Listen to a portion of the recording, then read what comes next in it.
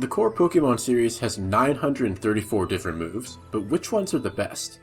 To be clear, I'm not just going to go over strong signature moves like Astral Barrage. I'm going to discuss broadly distributed moves with long-standing meta impacts, specifically in the context of competitive singles. These moves aren't necessarily the most outrightly powerful, but they have been the most impactful and generally garner high value. These are my top 5 moves. My pick for number 5 is Scald. At 80 base power, Scald doesn't do a ton of damage.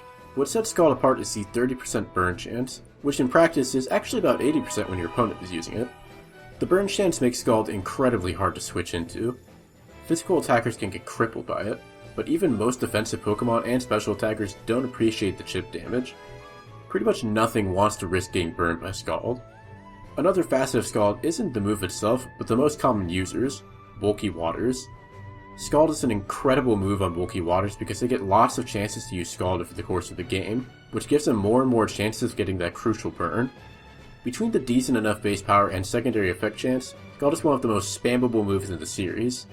This is compounded by water having no type-based immunities. When it was first introduced in Gen 5, the move was even stronger than it is now because burn caused the target to use 1/8 of their HP per turn until Gen 7.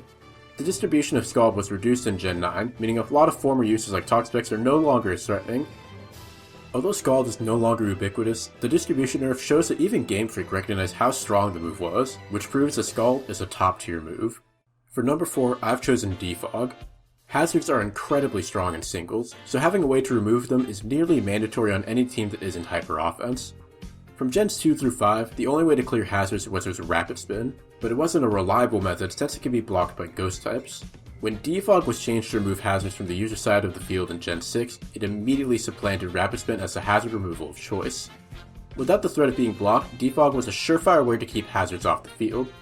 Defog also removes screens, which makes it a great way of dealing with screens hyper offense. The evasion drop is also helpful since it can make unreliable moves like Hurricane more accurate. The only real weakness of Defog is that it removes hazards from both sides of the field, which can be tricky since you don't remove the hazards you set. Nonetheless, Defog is an incredibly common and important move.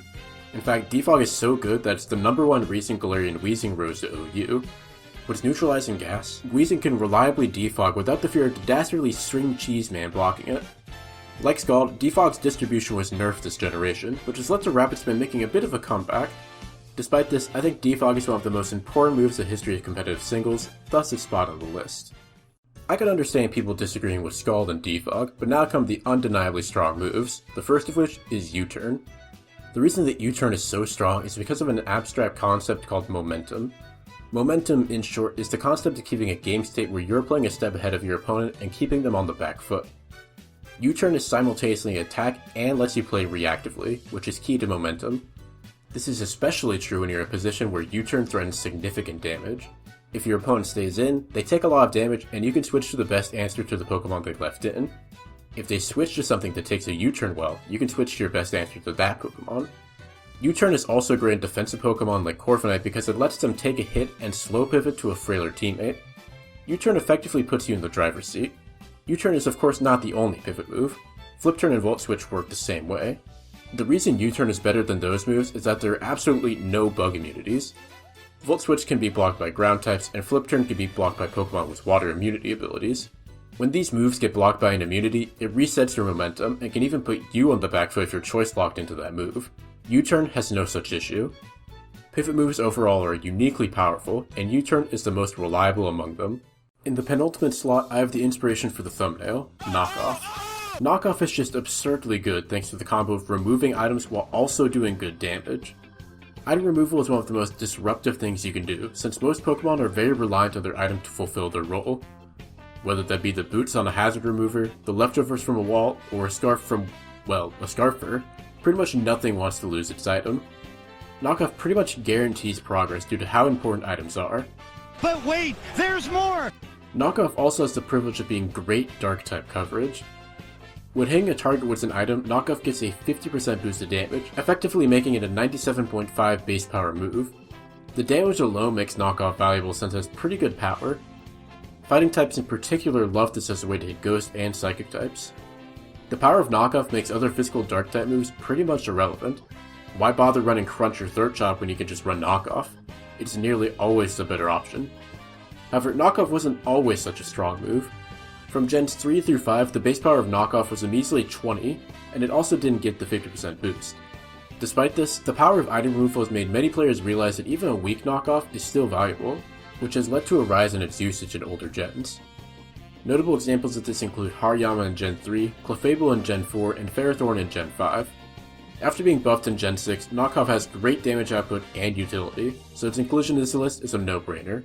I'm not going to tease it or sugarcoat it. Stealth Rock is the best move in the game, and it's not even close. Since its addition in Gen 4, Stealth Rock has dominated every metagame.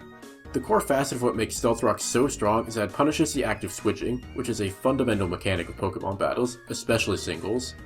Spikes did this before Stealth Rock hit the scene, and they are also very strong, but unlike its fellow hazard, Stealth Rock hits everything, with damage varying based on the target's weakness to rock.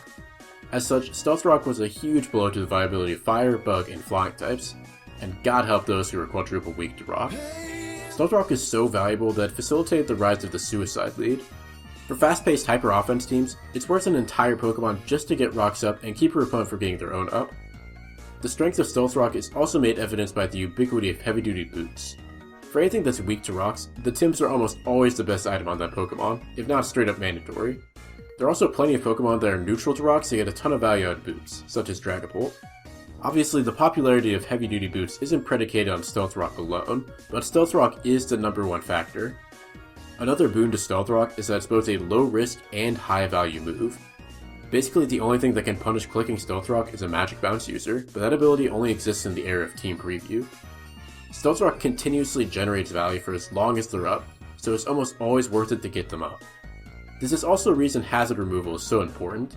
Most teams need a way to mitigate the impact of hazards lest they get worn down. Defog being the best counterplay to Stealth Rock is the reason I put it on the list.